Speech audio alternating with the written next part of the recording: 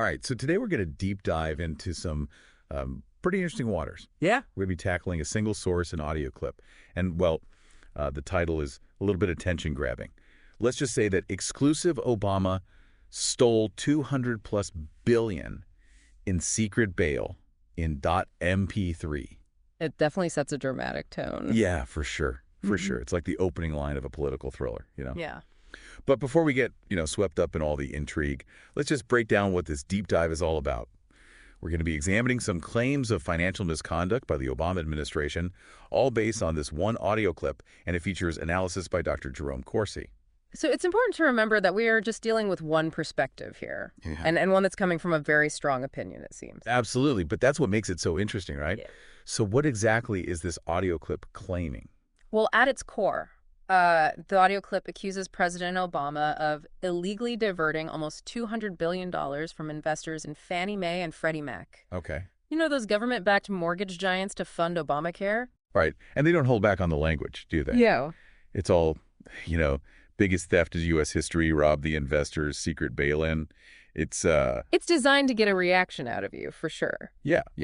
And they claim that this analysis is all based on official Treasury Department reports and accounting documents. Okay, so like hard evidence backing this up. Yeah, they say so. Okay, but what would make someone even think to look for this kind of thing? Well, that's what's interesting. They actually mentioned that their investigation was prompted by an article in the Washington Examiner that raised doubts about the financial dealings, surrounding Fannie and Freddie. Interesting. So there was already this kind of pre-existing skepticism about the government's actions. Gotcha. So they dug into the numbers, and they're claiming they found a smoking gun. Right. They even say they have a former Freddie Mac auditor backing them up. They do? Wow. Okay, so let's just say for argument's sake that their analysis is accurate. Okay. What would Obama's motive be for doing this? Well, the source lays out a few possible motives. First, they suggest that Obama wanted to redistribute wealth by shifting money from investors to low-income earners, who would benefit from Obamacare. But it's all part of some grand socialist scheme. Right. That's a pretty loaded accusation. It is, and they also suggest that it was part of a larger strategy to undermine middle-class homeownership and move America towards a European-style society where more people rent than own. So they're painting a picture of Obama trying to fundamentally change American society. Right. Through these financial maneuvers. Yeah, and their final point is that this alleged diversion of funds was a desperate attempt to cover up the fact that Obamacare was on the verge of financial collapse. Wow, so according to this source, it was a three-pronged attack.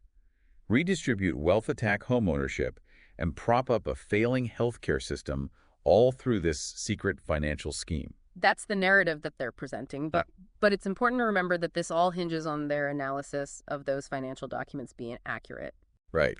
And that's where things get even more interesting, because this audio clip isn't just, a dry accounting lesson. No. It's packed with opinions and some pretty inflammatory language. Yeah, you could say that. The speaker, and remember, this isn't Dr. Corsi speaking. This is someone else presenting.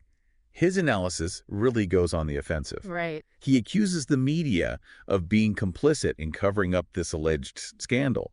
Claims there's a coordinated effort to silence anyone who speaks out against Obama, and even drags celebrities like Snoop Dogg into it. Wow. Yeah, there's a whole bit about Snoop Dogg and gangster rap being part of some conspiracy. Yeah.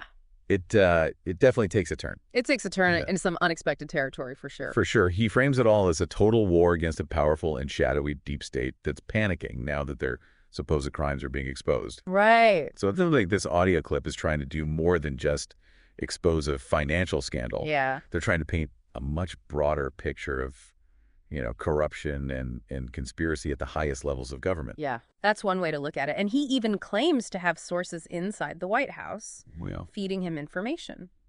Interesting. Before we get lost in this web of accusations and conspiracy theories, let's take a step back and try to understand the context. We need to understand what was going on with Fannie and Freddie during the 2008 financial crisis and why the government got involved in the first place. Okay. Then we can start to unpack Dr. Corsi's analysis and see if it holds up under scrutiny. Right. Are you ready to dive deeper? Let's do it. All right, let's go. I'm ready. So to really get the source's claims, we got to rewind all the way back to 2008. Oh, the peak of the financial crisis. Remember those headlines about banks failing, oh the yeah. housing market crashing? Hmm. Well, Fannie Mae and Freddie Mac were right in the thick of it. Okay, I vaguely remember hearing about them, but what exactly did they even do? Were they like some kind of bank? Not exactly think of them as like the middlemen of the mortgage world. Okay. They were created by the government to make homeownership more accessible.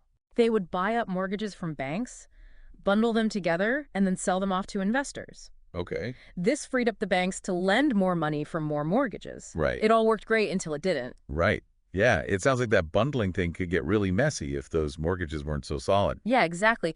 When the housing bubble burst and people started defaulting on their loans, Uh, those bundles of mortgages suddenly became worth a whole lot less. ouch. It's like finding out your retirement fund was invested in Beanie Babies after the craze ended. Yeah, yeah. That's a good way to put it. So Fannie and Freddie were in deep. Big trouble. Yeah. They were on the hook for trillions of dollars in bad mortgages. Oh, wow. And a collapse would have sent shockwaves through the entire financial system. Right. That's when the government stepped in with a massive bailout and put them under conservatorship. Conservatorship sounds serious. Is that like when a parent takes away their teenager's car keys? Kind of similar, yeah, Right. but with much higher stakes. Right. Basically, the government became the majority shareholder. Yeah. And got to call the shots. Okay. They were trying to stabilize the companies and prevent a total meltdown of the housing market. Okay, so that's where this audio clip comes in. They're saying Obama took advantage of this whole situation. Right. They claim that he didn't just rescue Fannie and Freddie, he used them as a personal piggy bank to fund his own agenda. And that agenda was Specifically Obamacare. Obamacare, okay. And they say that they can prove it. They followed the money trail. That's their claim. Yeah, they say Dr. Corsi, working with this unnamed former Freddie Mac auditor, was able to track how these funds were supposedly siphoned away from Fannie and Freddie. Okay. They even put together a fancy spreadsheet to illustrate the flow of money. So let's play devil's advocate for a second. Right. Let's say their spreadsheet is accurate. Okay. Is it possible that the government was, legally entitled to use some of those funds? Right. I mean, they were the majority shareholder at that point. Yeah. That's the crux of the argument, right? The government's position was that they had to take drastic action to protect the economy and that their actions were totally legal under the terms of the conservatorship. Uh-huh. But this audio clip is saying that they went too far. Exactly. They argue that the money should have gone back to the investors who were essentially robbed. Okay. They see it as a violation of corporate law and shareholder rights. So they're not just saying it was a bailout. They're saying it was a deliberate scheme to prop up Obamacare with stolen funds. That's the narrative they're pushing. Oh. They even go as far as to say that this proves that Obamacare was basically bankrupt from the start, and the Obama administration was desperate to keep it afloat, even if it meant resorting to shady tactics. It paints a very different picture of what happened back then, if they're right. This could be huge. But how much weight can we really give to these claims? I mean, they seem pretty convinced, but is there any other evidence out there to support their story? That's where we need to start digging deeper and looking for corroborating evidence. Do other financial experts agree with Dr. Corsi's analysis? Has anyone else even investigated these claims? Right, and is this just one isolated incident? Or does it fit into a larger pattern of behavior? We need to look beyond just this single source and see what else is out there. And it is worth noting that Dr. Corsi has been a controversial figure in the past. Really? He's been known to promote some, let's say, unconventional viewpoints. Oh, really? Tell me more about that. Well, he's written books about a variety of conspiracy theories, and he's been a vocal critic of... Hold on a second. That's fascinating, but let's save that for later. Okay. First, I want to hear more about what this audio clip has to say about this so-called deep state. Okay, so we've got this audio clip alleging this massive conspiracy orchestrated by Obama to funnel money from Fannie and Freddie to Obamacare. Right. They're calling it a secret bailout theft, even a socialist scheme. But the speaker also keeps mentioning this deep state that's supposedly pulling the strings behind the scenes. What's that all about? Well, it's a term you hear a lot these days, often in connection with conspiracy theories. It generally refers to this shadowy network of unelected officials and bureaucrats who are believed to, hold the real power, manipulating events and undermining democracy for their own agendas. So like a secret cabal controlling things from the shadows, kind of like a real-life Illuminati. Some people believe that, yeah, in this particular case, the speaker claims that the deep state is panicking because he's exposing their crimes and they're trying to silence him. He even says he has sources inside the White House feeding him information. Is he suggesting that these sources are part of the deep state, or are they trying to fight against it from within? That's not entirely clear. He seems to present himself as this lone warrior, Yeah. fighting against a corrupt system, but also suggests he has allies in high places, so it's a bit of a mixed message. It definitely adds to the drama and intrigue, but it also makes it hard to know who to trust and what to believe. Yeah. I mean, if there really is a deep state controlling everything, how would we even know?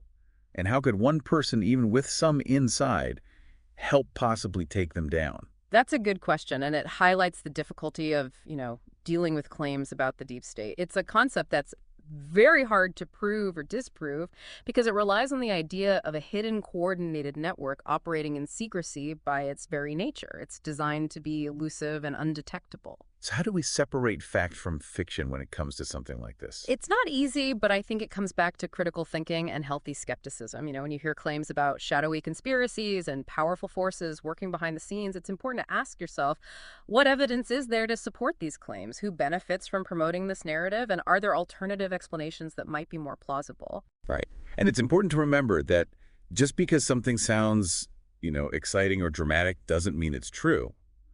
We need to be careful not to get swept away by the intrigue and always look for solid evidence. Exactly. And I think that's a good takeaway from this entire deep dive. We started with this audio clip making some pretty wild accusations, and it's led us down this rabbit hole of financial intrigue, political conspiracy, and shadowy deep state theories. It's been a wild ride, but even if we don't necessarily buy into everything this source is selling, it's definitely raised some interesting questions about the government's role in the economy, the power dynamics at play, and the importance of transparency and accountability. I agree. And perhaps more importantly, it's reminded us that, critical thinking is more crucial than ever in a world where misinformation and disinformation are constantly competing for our attention.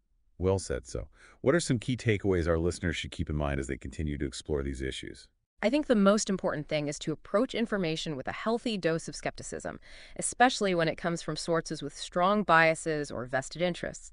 Look for corroborating evidence, consider alternative perspectives, and don't be afraid to ask tough questions. Great advice.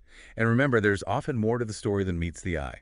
So keep digging, keep learning, and don't be afraid to challenge your own assumptions. That's the spirit of a true deep diver, and who knows, maybe we'll uncover some of those deep state secrets along the way. Or maybe we'll find out it was all just a bunch of hot air. Either way. It's sure to be an interesting journey. Thanks for joining us on this deep dive, and as always, stay curious.